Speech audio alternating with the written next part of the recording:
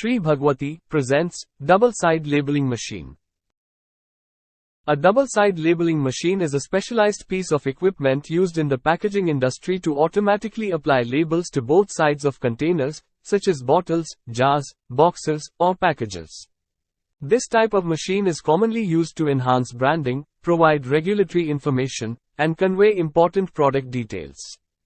Double-side labeling machines are equipped with two label dispensing units. These units hold rolls of labels and are designed to accurately dispense labels onto the front and back sides of the containers. The machine uses precision mechanisms, such as vacuum belts or rollers, to pick up labels from the dispensing units and apply them to the designated areas on the containers. Sensors and alignment mechanisms ensure accurate label placement. In summary, a double-side labeling machine is a valuable tool for the packaging industry, automating the process of applying labels to both sides of containers. Thanks for watching. For inquiry, contact below mobile number or email ID.